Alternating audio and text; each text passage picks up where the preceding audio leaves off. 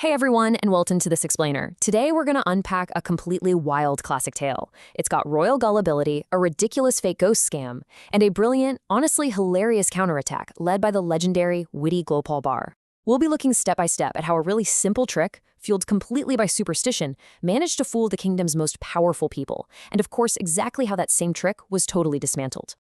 Okay, let's dive right into this baffling mystery. How exactly does a ghost wandering around in the dead of night end up financing a brand new food stall in a poor village? I mean, it sounds totally absurd, right? Why on earth would a spirit sponsor a mortal's catering business? But right here, this is the core of the mystery, and it's the jumping off point for an incredibly clever but highly deceitful scam. To understand how this scam even got off the ground, we really have to look at the contrasting motives of our main players. On one side, you have the desperate King Krishnachandra. He's actively trying to magically boost his treasury by praying to the spirit of his deceased aunt, basically hoping she's going to bless him with hidden wealth. On the flip side, we have this wildly opportunistic, greedy minister. Instead of, actually advising the king, he sees the king's blind superstition as the absolute perfect opportunity to line his own pockets. The really crucial takeaway here is how blind belief just creates the perfect breeding ground for exploitation. And here is where our perfect pawn enters the board. A guy named Goda. Now, Goda is just a simple villager who legitimately wanted to open a cheap night eatery to support himself. The problem? He had absolutely zero capital. Nothing. So he approaches the king for a loan, and his plea is just flatly denied. This outright rejection leaves Goda incredibly desperate. So desperate, in fact, that he's willing to listen to the minister's dark and, frankly, illegal propositions.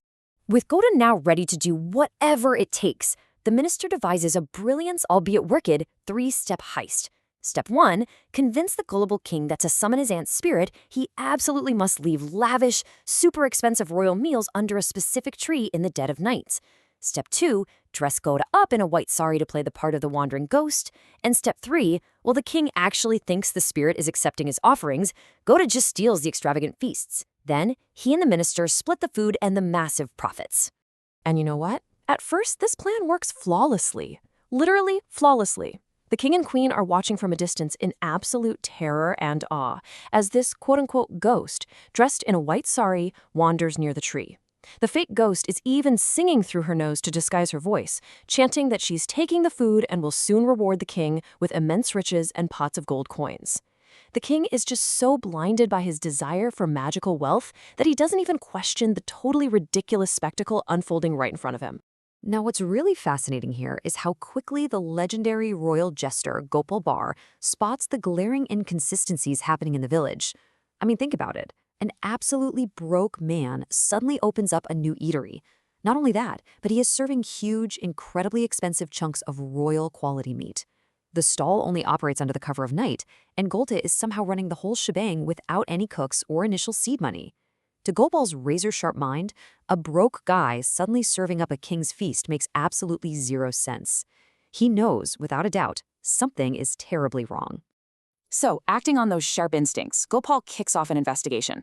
He deploys his highly reliable spies, Nebula and Gulte, into the shadows of the night.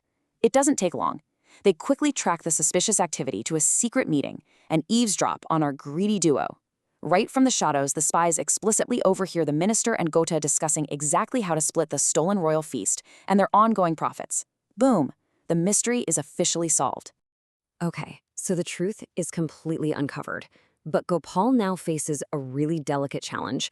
He knows the minister is a traitor, and the ghost is a total fake. But how do you expose this ridiculous fraud and punish the treacherous minister, all without making the king look incredibly foolish in front of his entire court? Well, exposing the king's gullibility directly, yeah, that would be a political disaster. Gopal needs a trap that exposes the minister without embarrassing the monarch. So Gopal takes immediate action. He corners the terrified Goda, who instantly knows the gig is up, and gives him exactly two options. Option 1, help Gopal set a trap for the minister, or Option 2, face the full, unbridled wrath of the entire village and lose his beloved eatery forever. Naturally wanting to save his own skin and his business, Gopal chooses the first option. He agrees to betray the greedy minister. Let's look at how this builds into the ultimate sting operation. For the first 2 days, the scam is running smoothly. The fake ghost steals the royal feast, and the king is completely convinced his aunt is visiting. Standard stuff. But the game changes entirely on the third day. Under Gopal's strict instructions, Hota secretly mixes a highly powerful laxative, known as jalap, into the food. But here is the absolute genius part. The laxative is specifically mixed only into the portion of the feast that's destined for the minister. The trap works flawlessly. The greedy minister eagerly devours his stolen share of the rich royal food, completely unaware that it's heavily laced with this powerful laxative. By the next morning, well, the counterattack takes full effect. The minister is left completely incapacitated, clutching his stomach in sheer agony. He's entirely unable to even stand up, let alone walk to the royal court to fulfill his daily duties. The next day at court, the king is quite confused. He innocently wonders aloud why his dear aunt hasn't visited the tree to collect her food for the past 2 days.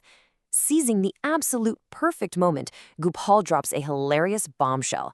He casually announces to the court, "Your aunt didn't come because the person playing her has a terrible stomachache." With that single, brilliantly timed joke, Gopal pulls the curtain back on the entire illicit operation. Realizing he's been played for an absolute fool, the king's awe instantly turns into fury. He understands exactly what the minister has done. As punishment, the angry king sentences the treacherous minister to be exiled. And not just anywhere, mind you. He has to go sit under the actual, terrifying, haunted Shikani tree. Between the agonizing stomach cramps and the sheer terror of facing a real ghost, the minister literally goes running for his life. And this brilliantly illustrates our moral for today. Greed and deceit will eventually turn toxic. When you set traps for others or exploit their weaknesses, that deceit ultimately poisons the deceiver. Your lies will eventually be exposed, leaving you in a very messy, and in the minister's case, highly uncomfortable situation. So, as we wrap up this explainer, I want to leave you with this final thought.